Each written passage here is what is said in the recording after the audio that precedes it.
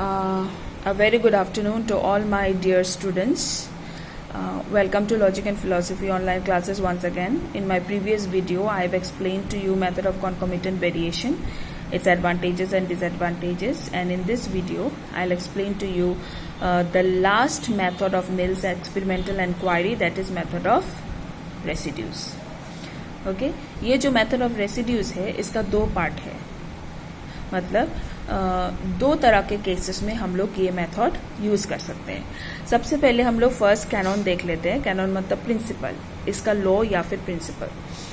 Subduct from any given phenomena such part as is known by previous induction to be the effect of certain antecedent, and the residue of the phenomena is the effect of remaining antecedent. ये है इसका principal. Now, इसका मतलब क्या है? What is the meaning of this principle? It means that when we have a complex event, हमारे पास अगर कोई complex event है जिसका cause भी complex है, we further know the cause, we then apply the method of residue and conclude that the remaining part of the event is produced by the remaining part of the cause. मतलब है अगर कोई complex event है, ठीक है, उसके बारे में हम लोगों को हाफ नॉलेज है. We know only little bit but we don't know the full cause और what is the exact cause of that event. Then we can apply this method of residue to make it more clear. इस तरह के method हम लोग ज़्यादातर use करते हैं subjects like mathematics.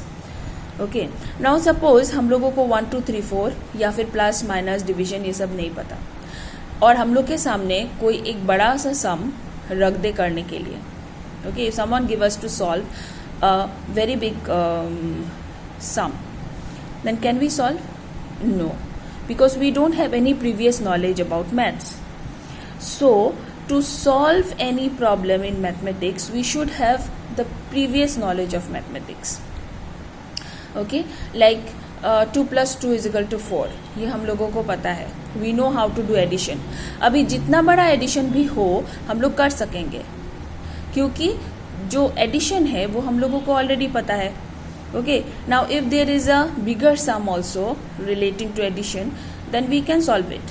Okay, to make it more clear let me give you one example. एक truck है, ठीक है, उस ट्रक का वेट हम लोगों को पता है. We know the weight of the truck. Now, वो जो ट्रक है उसको हम लोगों ने लोड कर लिया, लोड द ट्रक. उसके बाद हम लोगों को कहा गया अभी द लोड जो है उसको निकालो. What is the weight of the load? We know the weight of the truck, but we don't know the weight of the load. Then उस लोड का वेट हम लोग कैसे निकालेंगे? Now what we will do, we will plus the weight of the truck with the weight of the load. Okay, suppose the weight of the truck is say 2 tons. ठीक है, weight of the truck is 2 tons. After plusing the weight of the load and then we weight it again, then we find out that it comes to 4 tons. जब truck और load दोनों को हम लोगों ने wait किया एक साथ, तो फिर हम लोगों को पता चला अभी ट्रक का जो वेट है वो 4 टन्स हो गया है. Then how to know the load, the weight of the load? We will minus the trucks load which we already know from the total load. तो फिर 4 टन से हम लोगों ने 2 टन्स को माइनस कर दिया.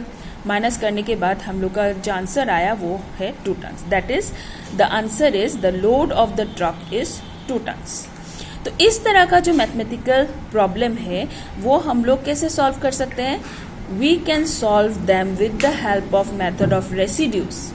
Okay, but to solve such problems we should have previous knowledge regarding the case, regarding the event. Then only we can solve the problem. Like here we know addition, right? So half of the case is solved when we know what is addition, but half is remain unsolved. Then as we know that what is addition क्या है हम लोगों को जब तक पता है तब तक उस केस को हम लोग आसानी से सॉल्व कर पाएंगे.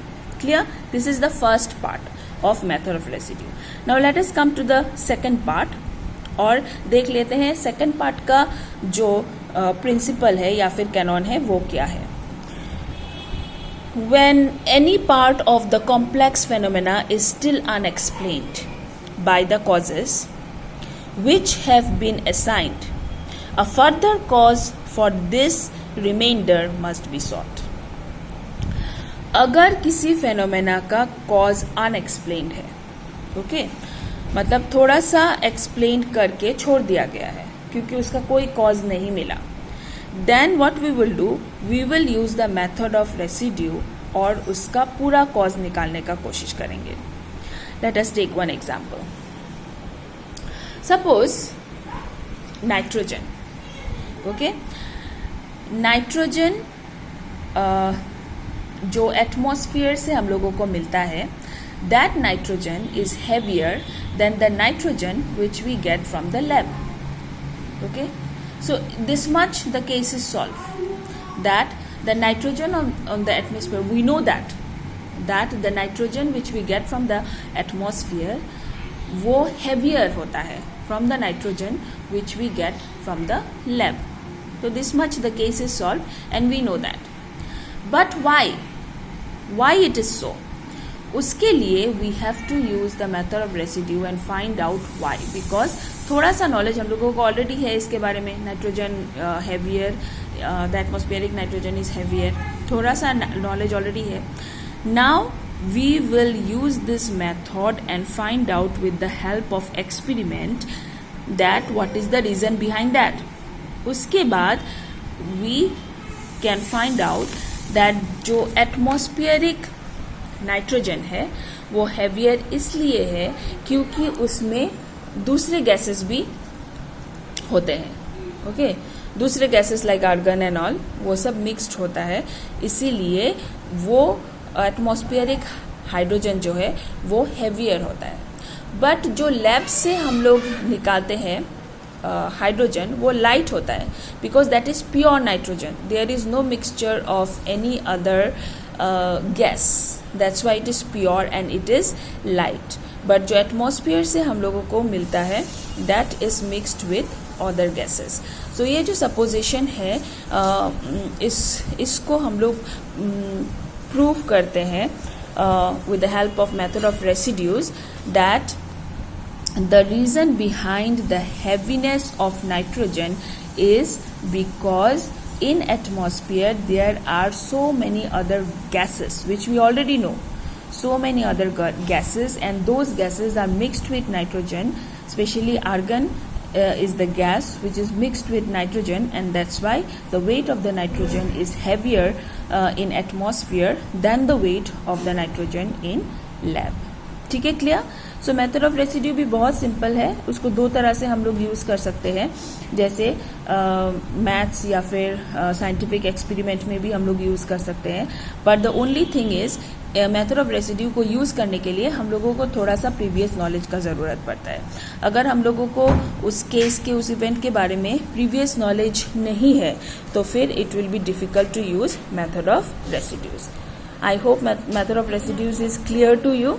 Okay, so if there is any confusion, कुछ भी समझ में ना आया हो तो please you contact, you ask me, I'll explain again. Okay, have a nice day all of you.